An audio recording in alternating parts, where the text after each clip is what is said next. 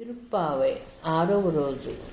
ఈ 6వ రోజున తెలుగులో 6వ పాసురం గురించి భావం చెప్పడం గాయత్రి డివోషనల్ నుండి చెప్పడం జరిగింది. ఈ రోజు నుండి మన ఆండాళ్ళ తల్లి ఒక్కొక్క ఇంటికి వెళ్ళి ఒక్కొక్క గోపబాలికను లేపడం ప్రారంభిస్తుంది. మనకో సందేహం రావచ్చు. శ్రీకృష్ణ ప్రేమ అందరికీ సమానమైనప్పుడు కొందరికేమో నిద్ర పట్టడం లేదు, వెంటనే శ్రీకృష్ణునికి దగ్గరికి వెళ్ళాలని అనిపిస్తుంటే మరి కొందరు ఎలా నిద్రపోతున్నారని మనకు అనిపించవచ్చు. ఇక్కడ ఒక రహస్యం ఉంది. భగవంతుని గుణాలు, ప్రేమ అనేవి ఒక మత్తుమందు లాంటివి. అలాగే భగవంతుని గుణాలు ఒక్కొక్కరిపై ఒక్కొక్కలా పనిచేసి కొందరికి నిద్రమత్తులో ఉంచేట్టు చేశాయే తప్ప వారికి శ్రీకృష్ణ ప్రేమ తక్కువని కాదు అని గ్రహించాలి. పైగా వారు సాత్విక నిద్రలో ఉన్నారు, మనం నిద్రలాంటి తామసిక నిద్ర కాదు అని గుర్తించాలి. శ్రీకృష్ణ 2వ అధ్యాయంలో స్నిత ప్రజ్ఞల గురించి చెప్పాడు. వారు ఎలా ఉంటారంటే అందరూ మేలుకునే వద్ద వాళ్ళు పడుకుని ఉంటారు, అందరూ పడుకునే వద్ద వాళ్ళు మెలకువగా ఉంటారు.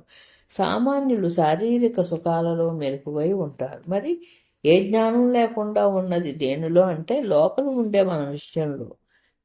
వెనకలు ఉండి నడిపే విషయంలో జ్ఞానం శూన్యం. ప్రాపంచిక విషయాలలో చాలా జ్ఞానం కలిగి ఉంటారు. మరి జ్ఞానులేమో ప్రాపంచిక విషయాలు అంతగా పట్టించుకోకుండా భగవంతుని విషయంలో జాగరూకులై ఉంటారు. ఆ లోపల ఉండే గోపికలు అట్లాంటి వారే. అందుకే మనం తోడు పెట్టుకుని భగవంతుని దగ్గరికి వెళితే తప్ప భగవంతుడు మనకేసి చూడడు. అలా భగవంతుని విషయాలలో నిమగ్నమై ఉన్న ఒక 10 మంది గోపికలను లేపుతూ భగవద్జ్ఞాన దశలలోని ఒక్కొక్క స్థితిని మనకు చూపిస్తూ మన ఆండాళ్ళ తల్లి మనకున్న పొరల్ని తొలగిస్తుంది. అప్పుడు మనకు భగవంతుని అనుగ్రహాన్ని పొందే యోగ్యత సంప్రాప్తిస్తుంది. ఈ రోజు లేపే గోపబాలిక ఒక చిన్నపిల్ల. చిన్నపిల్లల మనసులో చేతల్లో ఒకే రకమైన భావం కలిగి ఉంటారు. అలాంటి ఒక గోపబాలికను లేపుతూ ఉళ్ళుం చిలంభినంకాన్, పక్షులు అరుస్తున్నాయి లేవవాయ్. భౌతిక జీవితంలోనైనా పక్షుల అరుపులే మనం రక్షించేది. అంటే 2 రెక్కల పక్షులు మనకు తెల్లవారడాన్ని సూచించినట్లే జ్ఞానము దానికి ఉచితమైన ఆచరణ అనే 2 రెక్కలతో ఆకాశము అంటే అంతటా వ్యాపించి ఉన్న భగవతత్వములో విహరించే మహానుభావుల పలుకులు. మనల్ని అజ్ఞానంలోంచి బయటకు తెచ్చే పక్షుల అరుపులవే. అందుకే మన వాళ్ళు ఒక గుర్తు చెప్పారు. లోపల గోపబాలిక వీళ్ళు చేసే అల్లరికి పక్షులు లేచి ఉంటాయి అని భావించినట్లుంది. మన వాళ్ళు 2వ గుర్తు చెప్పడం ప్రారంభించారు. ఉళ్ళరయ్యన్ కోయిల్ వెள்ளై విడి సంగిన పేరరవం కెట్టి లయ్యో పిల్లాయ్. ఆ ఊరిలో ఉండే పక్షిరాజు అయిన గరత్మంతుని స్వామి విష్ణు ఆలయంలో తెల్లని పిలుపు శంఖం ధ్వని కూడా వినిపించడం లేదా అని ఓ చిన్నపిల్ల అని అంటుంది. అక్కడి దీపకాంతి శంఖం ఊదే వాడి బుగ్గలపై పడి శంఖం మెరుస్తుందని ఆండాళ్ళ తల్లి ఆలయ సన్నివేశాన్ని భావిస్తూ తెల్లని పిలుపు శంఖం అని వర్ణిస్తుంది. శంఖం ఓంకారానికి సంకేతంగా భావిస్తారు. లోపలుండే గోపబాలిక అది జాము జాముకి వినిపించే ధ్వని ఇంకా తెల్లవారలేదన్నట్లుగా భావించి ఇంకా నిద్ర లేవలేదు. ఎళుందిరాయ్ మేలుకో.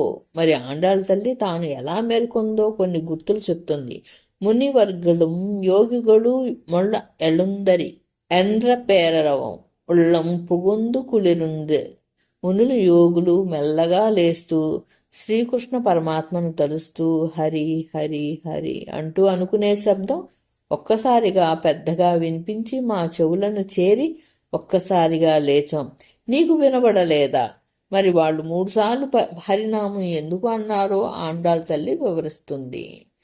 పెయ్యిల్లై నంజుండు, పోతన స్తనాలు అంటే ఉన్న విషాన్ని ఆరగించాడు. దూది పింజ నిప్పుపై పడి కాలిపోయినట్లుగా ఆమెని సంహరించాడు. వదలని వాడు కాబట్టి ఆయనను అచ్యుత అని అంటారు.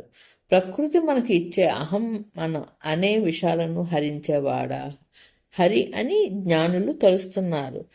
కళ్ళచ్చగడం కలక్క కలియు కాలోచి శ్రీకృష్ణుని తల్లి యశోదమ్మ ఒక బండి కింద పడుకోబెట్టింది. ఒక అసురుడు బండిపై ఆవహించి శ్రీకృష్ణుని సంహరించడానికి చూశాడు. కపట శకటాసురుని కాలు జాచి సంహరించాడు. ఆయన పాదం అలాంటిది. ఈ శరీరం మనకు ఒక శకటం లాంటిది.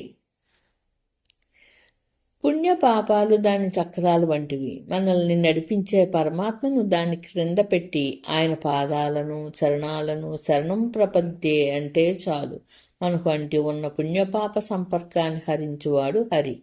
వెళ్ల తరవిల్ తుయిల్ అమరందు విత్తిన్నై ఉళ్ళత్తు కొండు ఆదిశేషువుపై సుకుమారంగా పవళించి ఉన్న జగత్తుకు బేజమైన స్వామి. 5 తలలు ఆదిశేషువు 5 రకాల జ్ఞానములను తెలియజేస్తుంది. నేను వారికి చెందిన వాడిని, వాడు నన్ను తరింపచేయువాడు. వాని చేరే సాధనం వాడి శరణాగతే. వాణ్ణి చేరితే కలిగే ఫలితం వాని సేవ, వాణ్ణి చేరకుండా ఉంచే ఆటంకం, వాని యందు రుచి లేకుండుట అనే 5 జ్ఞానాలు కలిగి ఉండే వారి హృదయాల్లో ఉంటాడు స్వామి.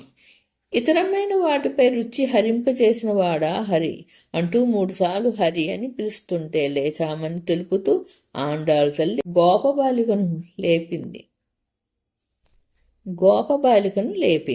ఆండాళ్ తిరువడిగలే శరణ. ఈ విధంగా 6వ పాసురాన్ని భావం చెప్పబడింది. జై శ్రీకృష్ణ, జై శ్రీమన్నారాయణ.